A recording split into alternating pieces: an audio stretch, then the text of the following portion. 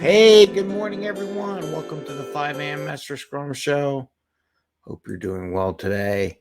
I don't know. I got a half Monday, but I'm pumped up about the week for other things. But I had the tree guy come out today to talk about taking down our 80 to 100-year-old tree.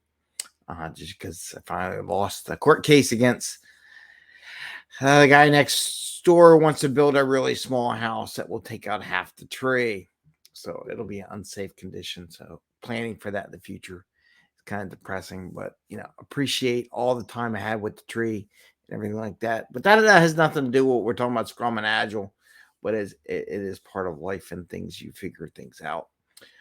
Today I want to talk about I was listening to a podcast or a video cast with JJ Sutherland because they're out there promoting more of the Scrum at Scale, his Scrum Inc. Activities and what they're doing. I think they just did a anniversary show, which I totally recommend looking into and listening to. I think they said they're going to record it and post it up on the recording too. And he made a comment about velocity, and that's what kind of perked my always thinking about the metrics and everything. And one of the things he said was velocity is not a performance metric. It is a planning metric. And I go, that is a really interesting observation and a great comment. So I wanted to expand upon that a little bit today. And this is the 5 a.m. Mester Scrum Show, and I'm Greg Mester, Scrum Master and Agile Coach. And here we talk about Scrum and Agile in a very practical and tactical way, so you can bring value to your customer, not work extra hard to do it, and have a little fun along the way. Oh, and speaking of growth, so I did post up a cleaner recording of our meetup.com episode from last week. It was the 17th of May, about 6 o'clock p.m. We had Scott Sampson. He presented his Smurfs version of Scrum. What Scrum Master's value stream, relationship value stream, calls it Smurfs. And I put that up there. So if you're interested, it's up on YouTube and in podcast version too. So you can listen to that today. And also wanted that broad out there. A couple things. I am looking to post a chat GPT blog about bubbles. My question for anybody, if you want to message me back, should it be a daily blog or a weekly blog? Let me know what you think. Both have their positive and negatives. I think I can handle both. I'm trying to figure out how I want to do an audio version of it without spending a lot of extra money on it, because it's just an experiment. And let me know what you think. Oh, and the other thing is, from the meetup activities, I am thinking about, I'm going to put up a post, get some feedback from everyone to really make it more open and advertise a little more for people who want to grow their professional experience, prep for like Agile Alliance conferences, online summit, any kind of summit, any kind of presentation where you want to present your product and be a member of the 5 a.m. Mester Scrum meetup group. And then you could present your item, your idea, get some practice in it, see how it works with multiple people. Looks like how it does with Zoom and social media and timing and practice, so that you also get some credibility and some stuff that you can feed in as part of your proposal for giving that out. So let me know if you think that's a good idea. If you're interested in presenting, I don't have anybody. I haven't really gone out to anybody for our June session, which would be, let's see, June would be the third Wednesday, right? So that would be 1, 2, 3. It would be the 21st of June at 6 p.m. So looking to do one on the 21st of June, 6 p.m. I don't have anything scheduled at this point in time, but if you're interested in sharing a presentation or something like that with the meetup group, please feel free to message me. You can reach me at connect at 5 a.m. Mester Scrum, or Mester at 5 a.m. Mester Scrum, or you can connect with me on LinkedIn or any one of the social media entities that we are on right now. So with that, let's get to the metrics. It's Metric Monday. I gave a lot of intro of what's going on in the world. So JJ Sutherland, who's doing a podcast or a show, I forget, it's been a while since he did it, and I just taking notes on my phone. And he made that good point about velocity is not a performance metric. It's a planning metric. It's for planning purposes. And I totally like that because so many people, when you go to coach them or teams or managers, like, oh, can I use velocity to measure how well my developers or my QA people are working? Ideally, the answer is no. You can't use it that, but you need a better answer than no, right? What is velocity? Is it a measure of performance? Not really. It's a quasi, but it's not really a performance metric, and mostly because, well, if you write your stories correctly, they are a convolution of multiple people participating. You really want to see how your team does at delivering product. That's the question, right? So, in the velocity perspective, it's just a sizing, a planning tool to help you figure out whether or not it's a good or quasi good estimate for what you can get done in a sprint.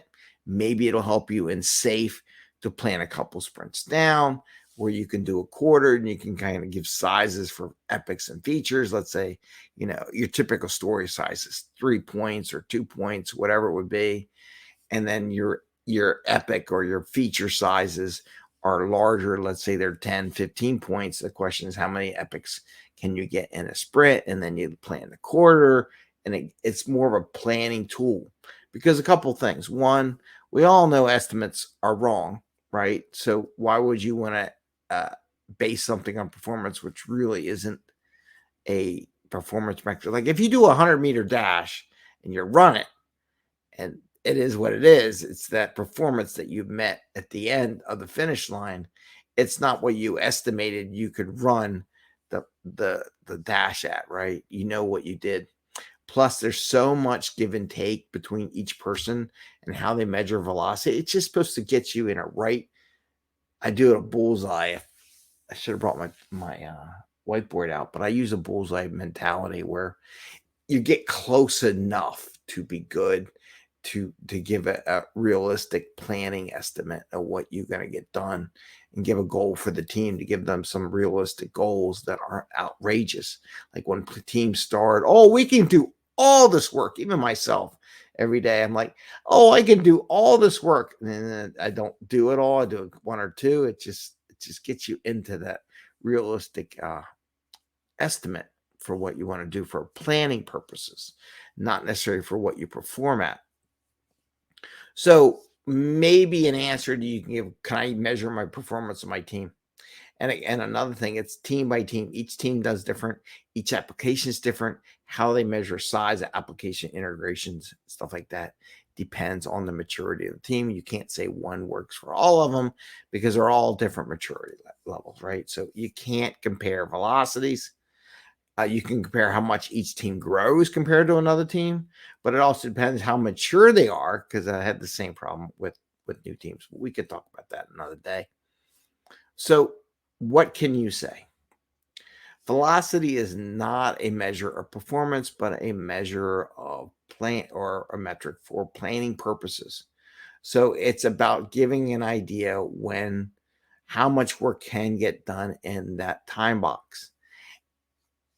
And that's what you give them. And so our goal is to give a more accurate, a better percentage within 10% of what we think we can get done, and to not make these promises. I like using the commitment for all this work to get done. And in reality, we can only get this much, but we're promising all this and we're giving false hopes. And my goal with velocity is to prevent you from giving false hopes, using that velocity number to help you plan for what you think you can get done in the sprint that's realistic, right?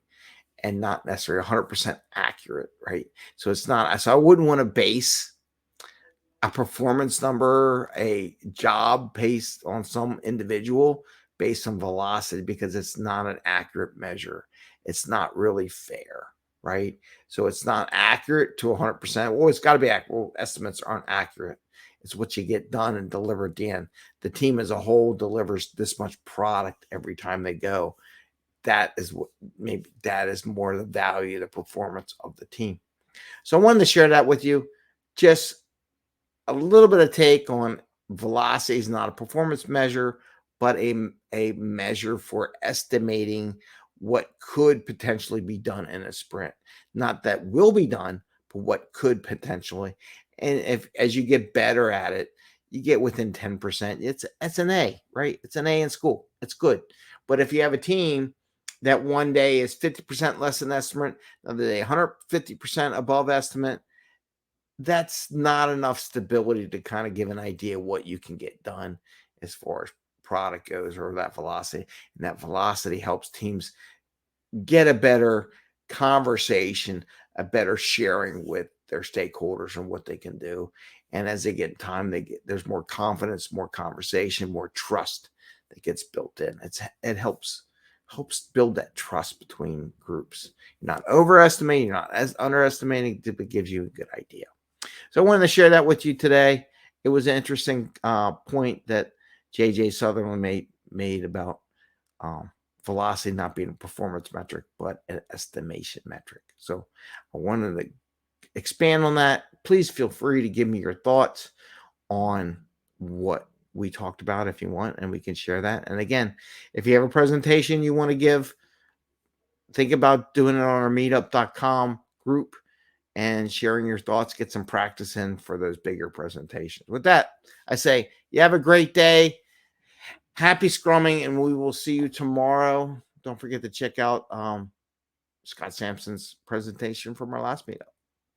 And with that, take care. Bye, everyone.